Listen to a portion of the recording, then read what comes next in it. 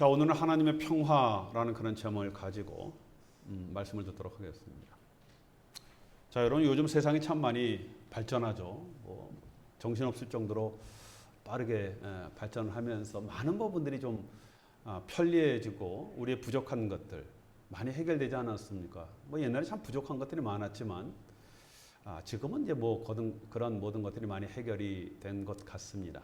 자, 그러면 뭐 우리의 마음도 편안해지고요. 뭐 근심과 걱정들이 좀 사라져야 하는 것 아니겠습니까? 이제 뭐 전에보다 모든 것들이 다 풍성해지고 모든 것들이 많이 채워져 있는 그런 시대에 우리가 살고 있는데, 자, 그런데 실상은 우리의 걱정과 이 근심들이 점점 더 많아지고 있다라는 겁니다. 자, 여러분 요즘은요 신학이 참 많이 개발되고 있습니다. 옛날 같으면 뭐 도저히 우리가 생명을 유지할 수 없는 그런 상황인데도 그 어떤 약들이 의해서 이 병들이 많이 해결되어지고 사람들이 뭐 장수하는 그런 시대가 되지 않았습니까? 뭐 그러다 보면 우리의 걱정과 근심이 사라져야 하는데, 그럼에도 불구하고 사람들은 더 많은 이 건강에 대해서 걱정과 근심을 하고 살고 있다는 겁니다. 자, 여러분 사람들은요 어떻게 보면요 이 걱정과 염려 속에 마치 살아가는 것 같습니다. 여러 가지 재해, 뭐 사고, 또 때로는 사업 때문에, 뭐 건강 때문에, 뭐 미국 같은 거는 우리 빌 그러잖아요. 빌빌거리다가 빌빌 간다라고 할 정도로 빌되는 걱정, 뭐 없으면 없는 대로 걱정이 되어지고 많으면 많아서 걱정하는 이런 걱정 속에 뭐 우리가 지금 살아가고 있죠.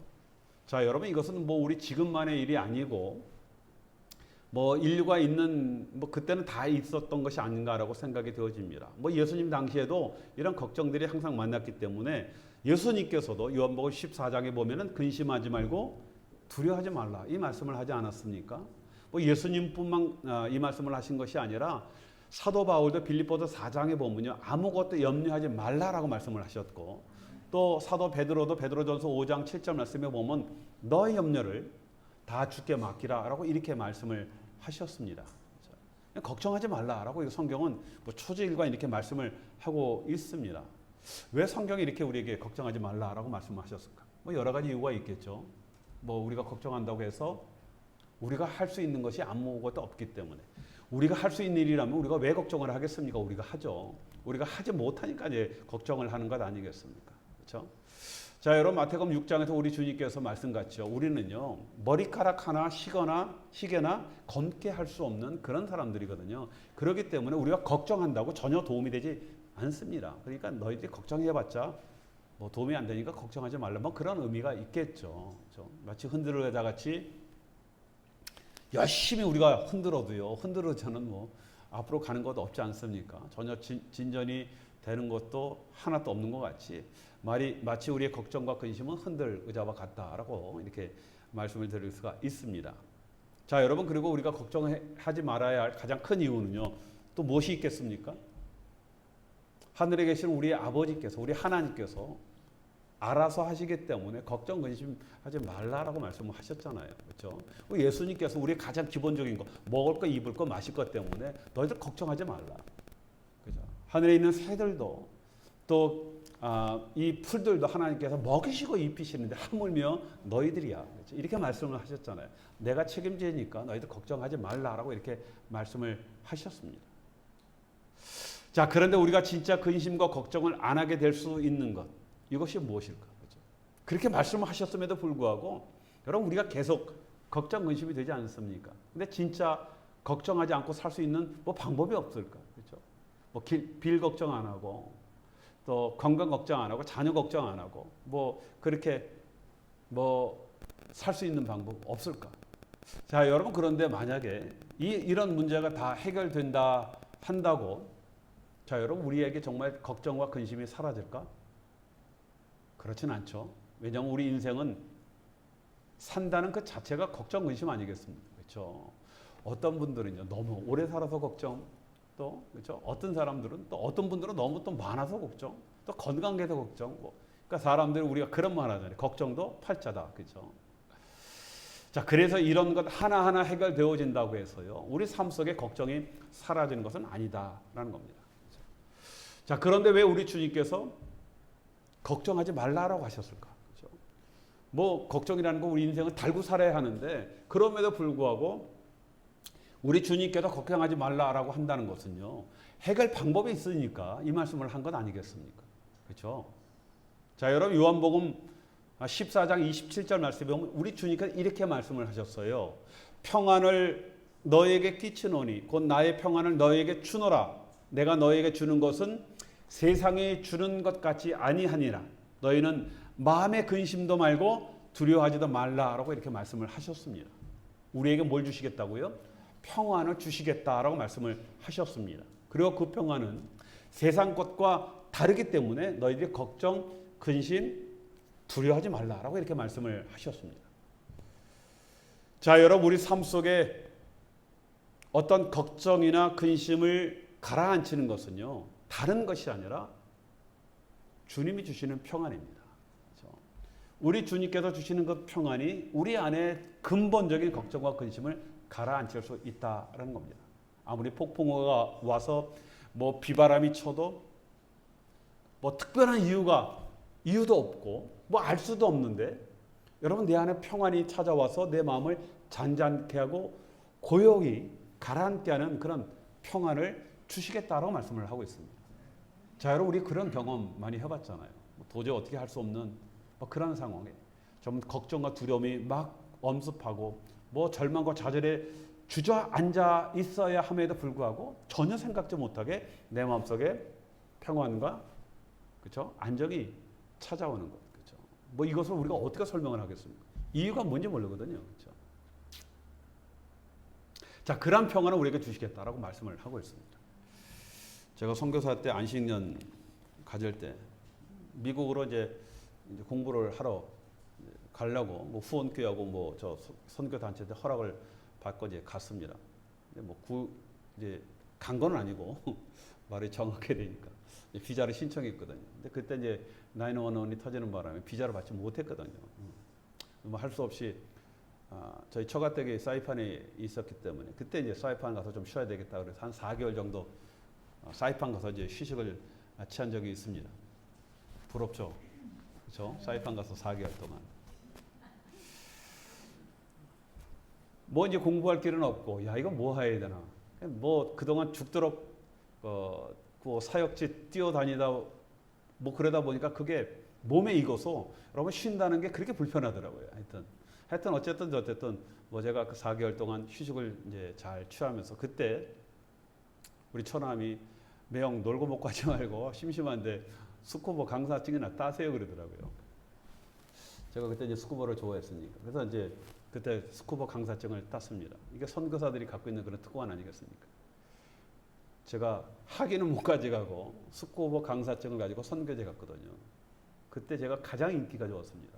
많은 분들이 제가 만약에 그때 뭐 학위를 갖고 갔으면 막 약간 질투할 텐데 스쿠버 강사증 따고 왔다니까 뭐 마닐라에서부터 선배님들 후배님들 뭐 모두가 막 전화가 오고 난리가 난 겁니다.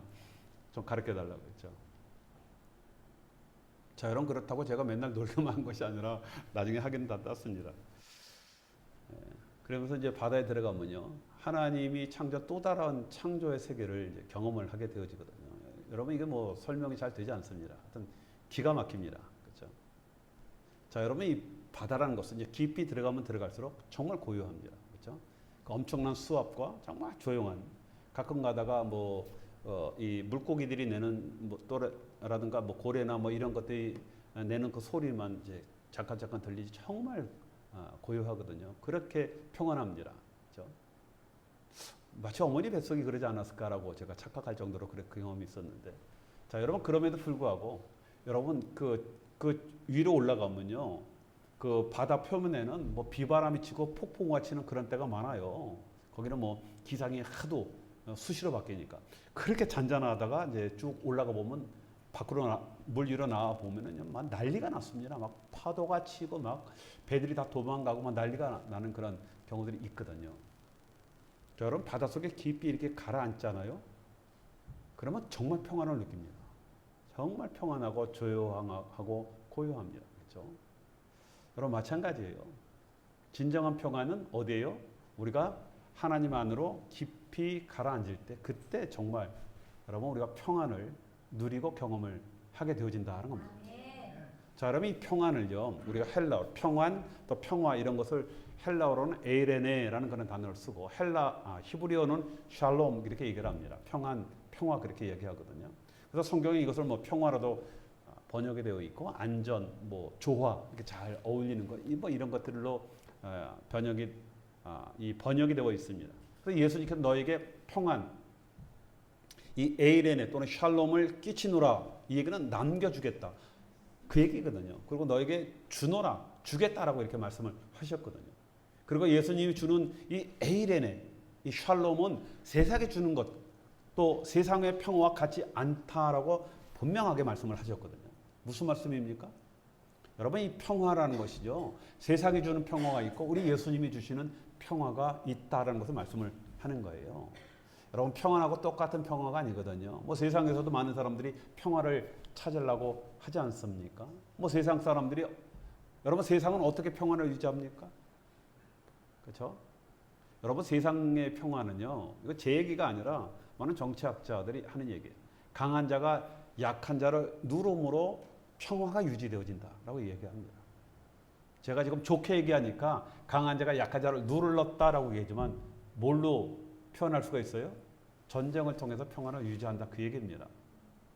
굉장히 아이러니하죠. 여러분 세상의 평화는 싸움으로 전쟁을 통해서 평화가 유지가 되어지는 거예요. 강한 자가 약한 자를 딱 쥐므로 말미암아 그때 안정이 되어지고 모든 질서가 유지되어진다 그런 얘기예요. 여러분 세상이 고만고만하게 다 잘 살면 평화롭죠? 절대 그렇지 않거든요. 사람들은 근본적으로 그렇게 살지 못한다라는 겁니다. 자, 그런데 우리 예수님께서 주시는 그런 평화는 그런 전쟁의 평화가 아니죠. 말 그대로 우리 안에 있는 어떤 그런 잔잔함입니다. 말로 표현되어지지 않는, 또 절대 그럴 이유가 없음에도 불구하고 그 잔잔함 아니겠습니까? 그래서 정말 그 미운 사람이 용서되어지고 도저히 이해가 되지 않는 그런 상황이 이해되어지고 생각지 않게 내 마음속에 있는 걱정과 근심 이것이 사라지는 이런 경험들, 이런 평화가 우리에게 있는 것 아니겠습니까? 우리 예수님께서 우리의 마음을 고요하게 만드시는 거예요. 여러분 세상이 그렇게 하는 것이 아니라 세상의 어떤 영향과 어떤 세상의 어떤 뭐 때문에 내 마음에 그런 잔잔함이 되어지는 것이 아니라 또 내가 내 스스로 내 마음을 안정시키는 것이 아니라 예수님께서 우리의 마음을 고요하게 만드신다는 겁니다. 자, 여러분 이사야 9장에 보면 이렇게 말씀을 하셨어요. 이사야서 9장에 이사야가 오실 메시아를 뭐라고 표현했습니까? 평강의 왕, 평화의 왕이다라고 말씀을 하셨거든요. 자, 우리가 구세주이신 예수님을 믿으면요, 우리의 영혼이 뭐라고요? 진정한 평화를 찾게 되어진다는 겁니다. 여러분 예수를 믿었다라는 것은 내가 구원받고 하나님의 자녀가 되어지는 그런 의미도 있지만 내 안에 뭐가 들어왔다고요? 진정한 평화가 들어왔다라는 것을 말씀을 하는 겁니다. 그렇죠? 자, 여러분 우리가 혹시 잃어버렸던 것들, 뭐 가장 소중한 것을 찾았을 때 그 평안함 아니겠습니까? 자, 여러분 우리 영혼도요. 이게 예수님이 없을 때는 이게 뭔가 완벽한 것 같지만 그렇지 않거든. 여러분 우리가 예수님을 잊어버렸을 때 우리 영혼들은요 불안할 수밖에 없거든요. 그 완전한 가장 소중한 그분을 우리가 찾았을 때 진정한 평화를 우리가 누리게 되어지는 거예요. 제가 어렸을 때 제가 그 머릿속에 확 박힌 것 같아요. 시장 가서 우리 어머니 잊었을 때 난리가 났거든요. 세상 다 무너지는 겁니다. 그때 우리 어머니를 찾아서 손을 딱 잡았을 때 그 평안. 여기 경험 안 해보신 분은 없을 거죠. 그때 평안함. 그거 비교를 해보게 할 수 있겠습니까? 잃어버린 그분을 찾아서 내가 그분의 손을 잡았을 때 그 평안함. 그걸 주시는 것 아니겠습니까?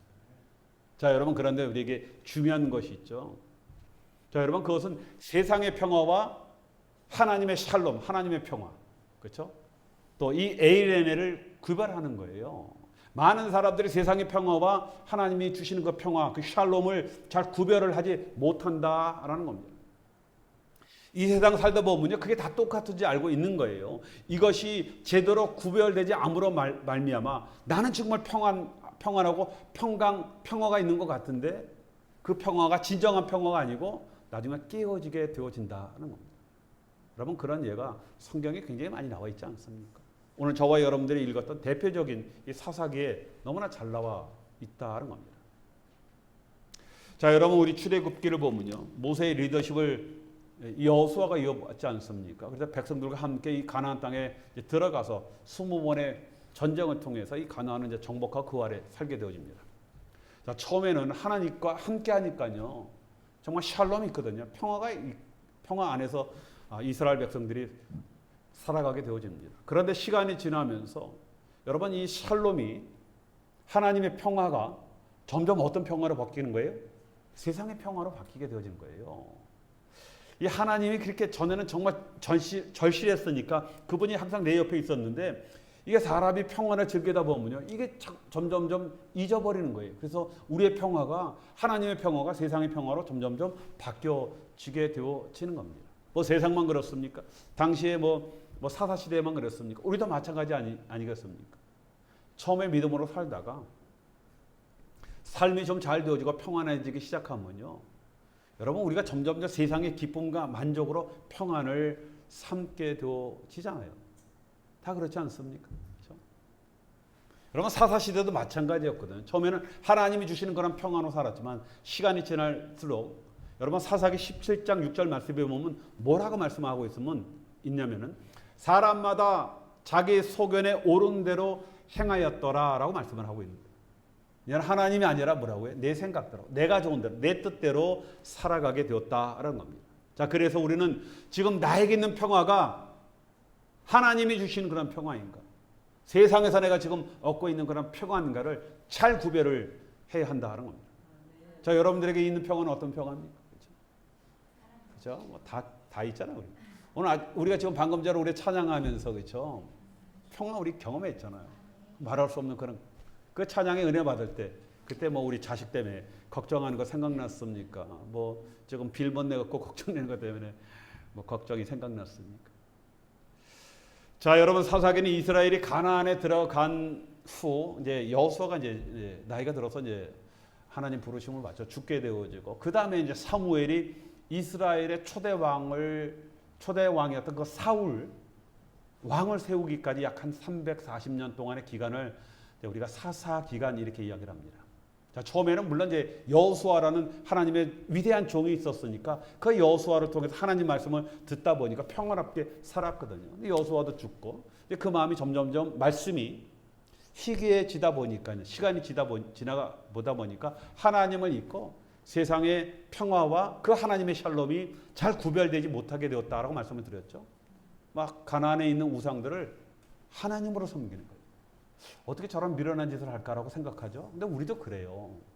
우리도 이게 하나님이다라고 생각하지만 때로는 우리가 우상을 하나님으로 착각을 하는 그런 경우들이 많이 있거든요.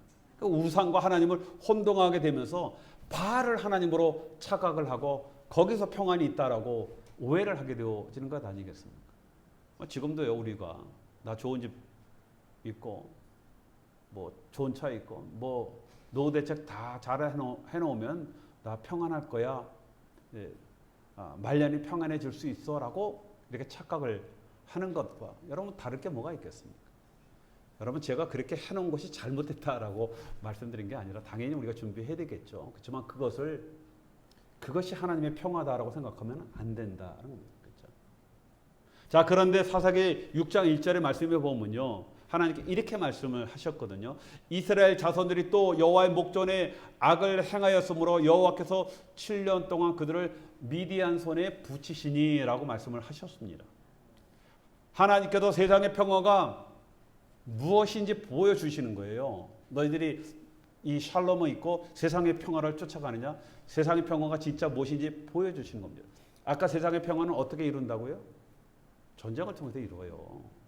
그렇죠? 그 얻는 자들이 궁핍한 자들이요. 힘이 있으면요. 그 힘을 이용해서 다른 사람을 억압시킴으로 말미암아 평화를 유지하는 거거든요. 당연히 미디안이 쳐들어오게 되어지는 것. 하나님이 쳐들어가라라고 부추기신 것이 아니라 그거를 그냥 두셨다 그 얘기입니다. 그렇죠? 세상은 이렇게 평화를 유지하는 겁니다. 자, 여러분 미디안이 누굽니까? 여러분 처음에 미디안 사람들은요. 강야에서 유목 생활을 했던 그런 사람들이었거든요. 유목민이었습니다. 본래 이들은 하나님의 그 보호 아래 하나님 평화 아래에 있는 이스라엘에게 전혀 상대가 되지 못한 그런 자들이었거든요. 자, 그런데 하나님의 평화가 깨지면 하나님의 보호가 깨어지는 것 아니겠습니까? 그러니까 이들이 요단 동편과 이 아라비아, 지금의 사우디아라비아이죠. 그것에 흩어져 있었던 이 미디안족이 그 주변에 있는 아말렉 족속과 다른 몇몇 족속들과 힘을 합쳐서 세력을 만들었어요. 그 다음에 이 가나안 땅으로 쳐들어오는 거예요. 노략질하러. 초원에서 가축에 풀을 뜯다가 풀이 떨어질 때가 되어지면은 요단을 건너서 이스라엘 땅으로 쳐들어오는 겁니다.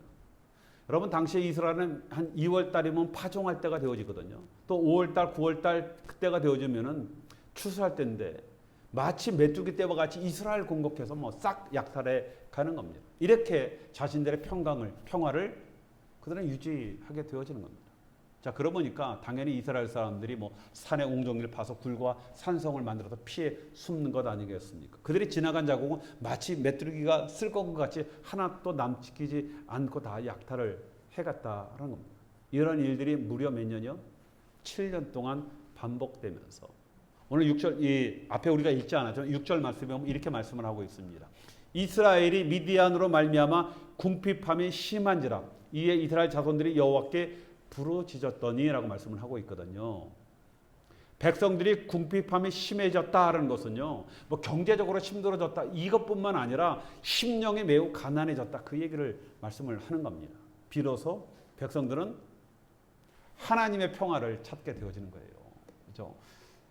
이제 하나님의 평화를 찾게 되어지는 겁니다. 여러분 사람들이 이 정도 되어지면요, 제정신 들게 되어지는 거예요. 여러분 탕자도 돼지 우리에 들어가서 쥐염 나면 그 열매는 먹게 되어지니까 제정신 든 것 아니겠습니까? 여러분 이스라엘 백성들 애굽에서 나와서 애굽에서 400년 동안 노예 생활을 하다 보니까 하나님의 샬롬이 그때 생각이 나는 거예요. 하나님을 찾기 시작하는 것 아니겠습니까? 여러분 그나마요 이 백성들이 그나마 하나님의 샬롬을 찾게 되어진 건 이게 다행이거든요. 제정신 들었다 그 얘기 아니겠습니까? 여러분 이게 은혜라는 거예요. 어떤 사람은 실컷 두들겨 맞고 뭐 세상에 정말 험한 걸 당해도요 제정신 못 차리는 사람 얼마나 많은데요. 그래도 끝까지 하나님의 샬롬을 찾지 않고 여전히 세상에서 평화를 찾으려고 하는 사람들이 얼마나 많이 있습니까? 여러분 우리도 그런 적 많이 있지 않습니까? 그렇죠? 그런데 그럼에도 불구하고 이들이 하나님 앞에 부르짖을 수 있었다라는 것 이게 하나님 은혜 아니겠습니까? 그렇죠? 여러분 우리가 때는 고난 당해서 우리가 거꾸러지고 넘어지고 죄 때문에 우리 뭐 속된 말로 자빠질 때가 있거든요. 그런데 은혜가 뭐라고요? 찾을 하나님이 있다라는 것. 그리고 우리의 심령에 하나님 그때 평화, 그때 정말 그 하나님께서 주시는 그 은혜를 기억하면서 하나님을 부르짖을 수 있다는 것. 그 샬롬을 안다는 것. 이게 진짜 은혜다라는 겁니다. 여러분 이제 백성들이 깨닫는 거예요. 진짜 샬롬이 무엇인지 아는 겁니다. 자, 여러분 가장 큰 문제는 저와 여러분들 우리 세상에 사는 사람들의 가장 큰 문제는 참 평화가 무엇인지 제대로 모르고 이것이 어디서 오는지 모르는 것 이게 가장 큰 문제가 되어지는 겁니다. 자, 여러분 이스라엘 사람들이 다시 하나님의 샬롬을 찾자. 하나님께서 이제 해결하셔야 되지 않겠습니까? 이제 하나님의 백성들이 정신 차리고 하나님 살려달라고 다시 저희들이 하나님의 샬롬 안에 들어가기 원합니다. 그 에이렌에 다시 갈망합니다라고 할 때 하나님은요, 우리 하나님은 절대 뭐 우리 같이 이렇게 속된 말로 쌩까지 안 하시거든요. 죄송합니다. 오늘 제가 자꾸만 이 비속어가 나오는 것에 대해서 여러분들에게 죄송합니다. 깊이 반성하고 있습니다. 여러분 가끔 가다가 제가 쓰는 이유가 이게 가끔 가다 이렇게 여러분들에게 동질감을 좀 얻게 하기 위해서 이제 그렇게 사용을 합니다. 자, 하나님은 절대 그러신 분들이 아니시거든요. 그런 분이 아니시거든요. 어느 환경과 여건 속에서 우리가 돌아왔으면은 언제든지 우리의 죄를 용서하시고 받아주시는 그런 분은 아니겠습니까? 자, 그래서 하나님께서 누구를 보내주신다고요? 그때 이제 사사들을 보내주셔서 그 백성들의 어떤 그 기도를 응답을 하시는 겁니다. 자, 11절에 앞에 11절에 보면 여호와의 사자가 밀을 타작하고 있는 기드온을 찾아갔다라고 말씀을 하고 있고, 밀 타작은 여러분 당연히 밀 타작할 때 바람이 잘 통하는 넓은 곳에서 이삭을 털어야 되지 않겠습니까? 바람이 불어야 껍질이 날아가고 알곡만 떨어지기 때문에 넓은 곳에서 하거든요. 그런데 밀 타작을 어디서 한다고요? 포도주를 짜는 틀 안에서 하고 있다. 뭡니까? 미디안 사람들에게 잡힐까 봐 보이지 않게 하려고 숨어서 추수를 하고 있는 겁니다. 자, 상수리 나무 아래서 숨어서 타작을 하고 있는 기돈을 보고 있던 여호와의 사자가 12절 말씀에 보니까 이렇게 말씀을 하고 있습니다. 큰 용사여 여호와께서 너와 함께 계시도다. 그렇죠? 이렇게 기드온에게 말을 하는 거예요. 자, 여러분 이 말을 딱 듣자마자 기드온이 어떻게 되겠습니까? 깜짝 놀라는 것 아니겠습니까? 먹고 살기 위해서 사람들의 눈을 피해서 몰래 그 포도주처럼 그 조그만 곳에 들어가서 이 밀 껍질을 벗기고 있는 자기에게 찾아와 갖고 갑자기 큰 용사라고 부르니까요. 그냥 놀란 거예요. 저는 뭐 놀랐다라기보다는 민망한 것 아니겠습니까? 이 어리둥절하게 되어지는 겁니다. 자, 여러분 요즘 보면요, 기드온과 같은 그런 사람들이 많이 있거든요. 그렇죠? 세상 것을 먹고 살다 보니까 자신이 누구인지 모르는 그런 사람이거든요. 하나님이 내려주시는 만나와 반석의 물을 먹고 하늘을 바라보고 살아야 할 그런 하나님의 사람들이 세상에 살면서 땅의 것을 먹고 땅을 바라보고 사니까 내가 누구인지 나의 사명이 무엇인지 모르고 사는 그런 사람들이 여러분 얼마나 많이 있습니까? 자, 그러니까 세상 적들에게 무서워 덜덜 떨면서 숨어서 하나의 생명을 위해서 그 숨어서 미라를 까고 있는 것 아니겠습니까? 하나님의 용사가. 그렇죠? 뭐 지금 얼마나 그런 분들이 많이 있습니다. 어쩌면 그런 분들이 저와 여러분일 수 있거든요. 자, 이러한 기드온에게 하나님의 사자가 이어서 말씀합니다.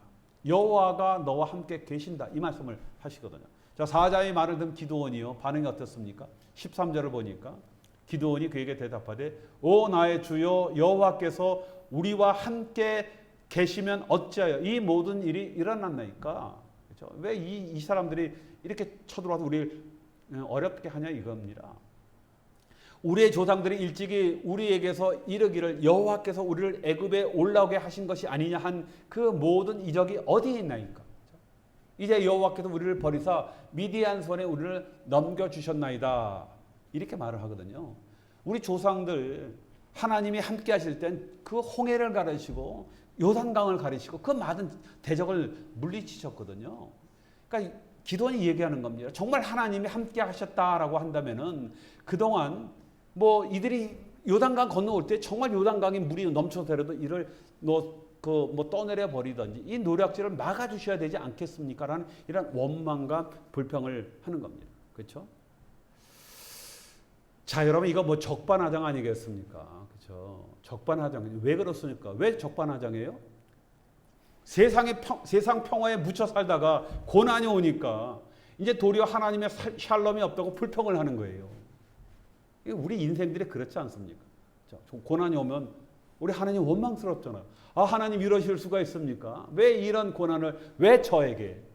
그렇죠? 근데 우리가 그동안 세상 평화에 묻혀서 살았거든요. 그러다가 이제 어려운 당하니까 우리가 하나님 앞에 도리어 불평을 하는 그런 우리의 인생의 모습을 그냥 똑같이 하고 있다는 겁니다. 자, 그러자 14절에 보니까 여호와께서 그를 향하여 이르시되 너는 가서 이 너의 힘으로 이스라엘을 미디안 손에서 구원하라. 내가 너를 보낸 것이 아니냐 하시니라. 이렇게 말씀을 하셨거든요. 하나님은 너의 힘으로라고 말씀하는 거예요. 누구요? 기드온 네 힘으로. 그렇죠? 이스라엘을 구원하라. 이렇게 말씀을 하십니다. 자, 그러자 15절에 기드온이 그에게 하나님 앞에 대답하되 오 주여 내가 무엇으로 이스라엘을 구원하리이까? 보소서 나의 집은 므낫세 중에서 가장 약하고 나는 내 아버지 집에서 가장 작은 자니이다. 이렇게 말을 하거든요. 여러분 기드온은 그 말을 딱 들어요. 나의 힘이라는 이 말씀을 들었대요. 너 힘으로라고 할 때 자신이 가지고 있는 능력으로 생각을 한 겁니다. 여러분 하나님께서 설마 기드온에게 네가 알아서 해 그렇게 말씀을 하셨겠습니까? 당연히 기드온이 할 수 없죠. 그렇죠? 그래서 여러분 여기 힘이라는 것은요. 그 기드온의 능력, 나의 능력을 말씀하신 것이 아니라 나를 통해서 주시는 하나님의 평화를 말씀하시는 거예요. 내가 너가 평화를 이루도록 그렇게 하겠다. 그 권세와 능력을 주겠다. 그러니까 너가 가서 행해라. 이 말씀을 하시는 겁니다. 여러분, 내가 능력이 있어서 용사가 되는 것이 아니라 내게 하나님의 능력을 넣어주셔서 용사가 되어지는 겁니다. 그러기 위해서 중요한 것은 뭐라고요?